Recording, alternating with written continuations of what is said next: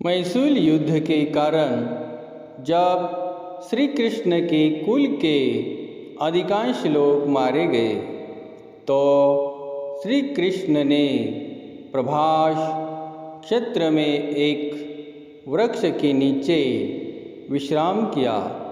वहीं पर उनको एक भिल्ल ने भूलवश तीर मार दिया जो कि उनके पैरों में जाकर लगा।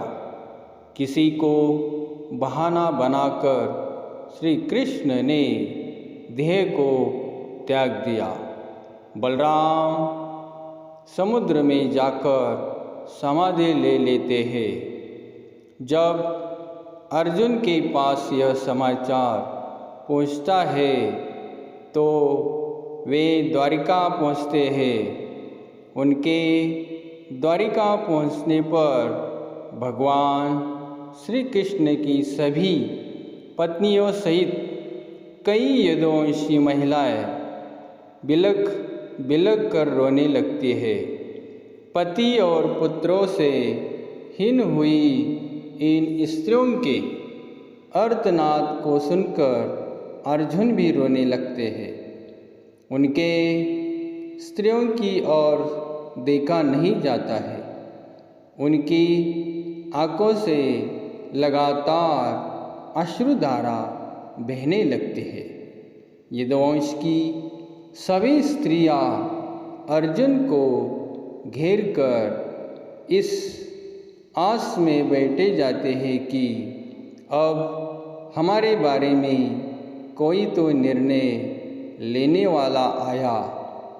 पुरुषों में यदि कोई बचा था तो कृष्ण के प्रपौत्र वज्रनाभ और भगवान श्री कृष्ण के पिता वसुदेव ही। कुछ स्त्रियां गर्भवती थी। श्री कृष्ण की पत्नियों से मिलने के बाद अर्जुन अपने मामा वसुदेव से मिलने बड़ी हिम्मत करके उनके महल जाते हैं। श्री कृष्ण के पिता वसुदेव अर्जुन को देखते ही रोने लगते हैं और उन्हें अपने गले लगा लेते हैं। कुछ समय बाद वे अर्जुन को यदुओं की आपसी लड़ाई का सारा किस्सा सुनाते हैं और बाद में श्री कृष्ण एवं बलराम के परम धाम चले जाने के बारे में कहते हैं। वसुदेव यह भी चाहते हैं कि श्री कृष्ण कह गए थे कि तुम आ जाओगे और तुम ही अब इन स्त्रियों के बारे में निर्णय लोगे। तुम्हारे यहाँ से चले जाने के बाद इस द्वारका नगरी को समुद्र डुबो देगा। कुछ समय रुककर वासुदेव कहते हैं कि मेरी भी अंतिम समय आ गया है और तुम ही मेरा अंतिम संस्कार करोगे। अर्जुन वसुदेव की बात सुनकर मन ही मन बहुत दुखी होते हैं।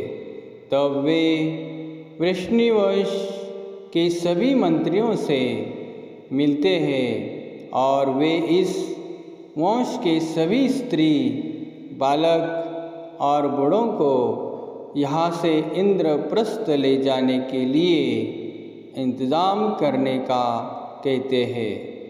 इस दिन अर्जुन रात को द्वारिका में ही रुकते हैं। सुबह समाचार मिलता है कि वासुदेव ने अपनी ही देह छोड़ दी।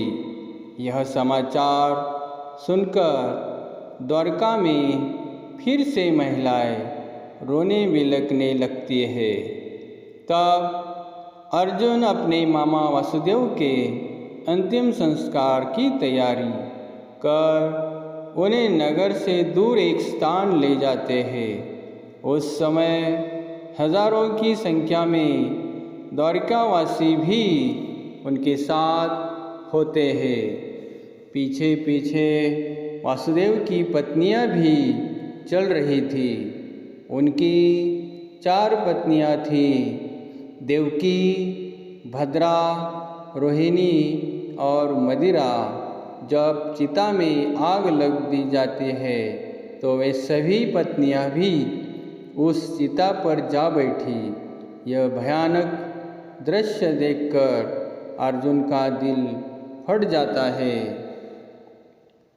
इसके बाद अर्जुन उस स्थान पर गए जहाँ यदुवंशी आपस में लड़कर मारे गए थे।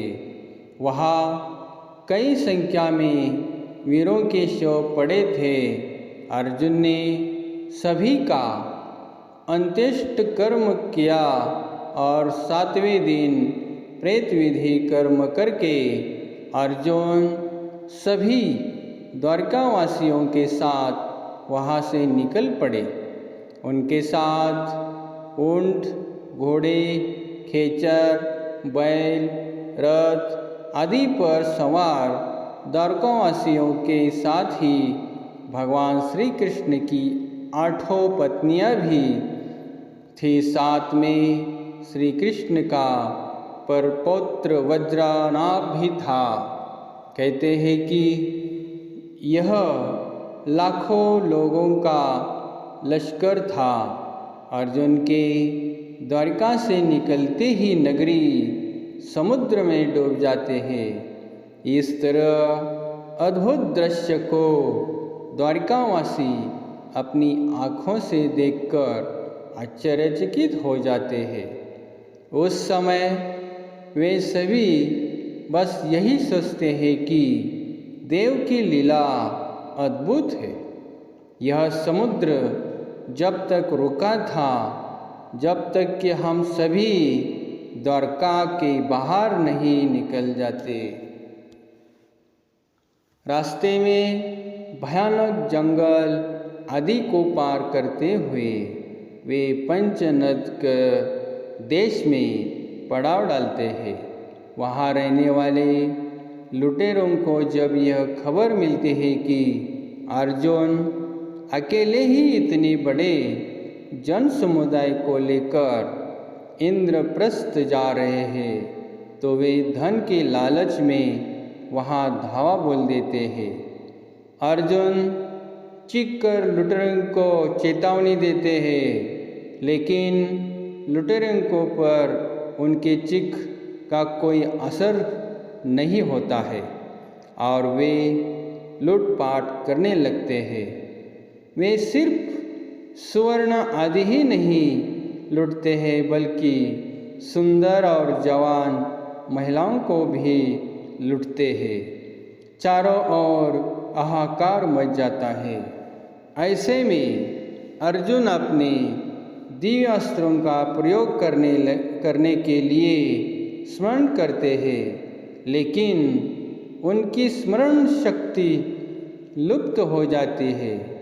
कुछ ही देर में उनके तरकश के सभी बाण भी समाप्त हो जाते हैं।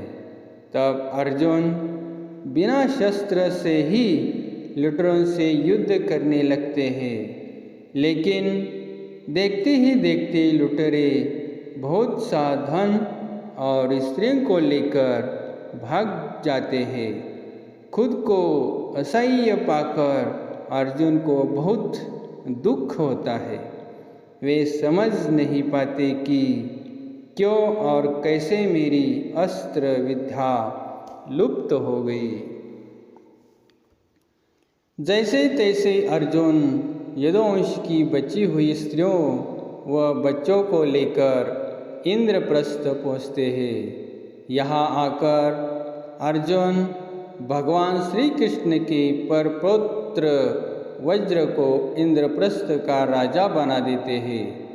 बूढ़ों, बालकों व अन्य स्त्रियों को अर्जुन इंद्रप्रस्थ में रहने के लिए कहते हैं। इसके बाद वज्र के बहुत रोकने पर भी अक्रूर जी की स्त्रियां वन में तपस्या करने के लिए चली जाती है। भगवान श्री कृष्ण की 8 पत्नियां थीं, जिसमें से रुक्मिणी और जांबुवंती अग्नि में प्रवेश कर जाती है। सत्यभामा तथा अन्य देवियां तपस्या का निश्चय करके वन में चली जाती है। गांधारी, शौव्या, हेमवंती आदि का अग्नि में प्रवेश करने का उल्लेख मिलता है।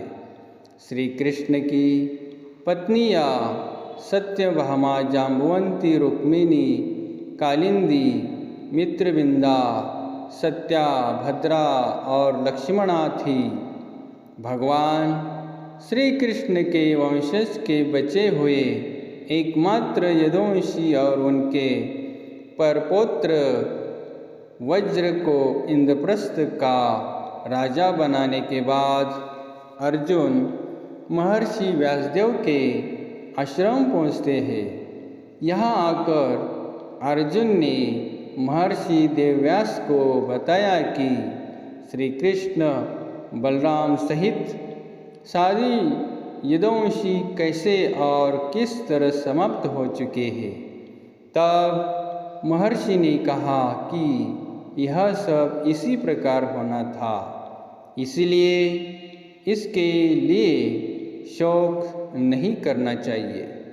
अर्जुन यह भी बताते हैं कि किस प्रकार साधारण लुटेरे उनके सामने यदुवंश की स्त्रियों का हरण करके ले गए और वे कुछ भी न कर पाए। इसके बाद किस तरह श्री कृष्ण की पत्नियों ने अग्नि में कूदकर जान दे दी और कुछ तपस्या करने वन चली गई। तो इस कथा से हमें क्या सीखना है और क्या नहीं, तो आइए जानते हैं। तो इस कथा से हमें यही सीखना है कि भगवान की भक्ति में लीन होकर और भगवान की भक्ति करके अपना जीवन कैसे सुधारें और इस कलयुग में हम कैसे अपने आप को बचाकर और चतुर और समझने वाली बात ध्यान में रखकर यही जीवन और ये संसार कैसे हम निपटाए।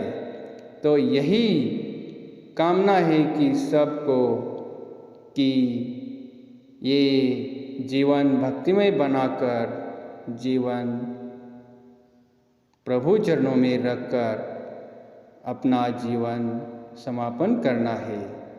धन्यवाद।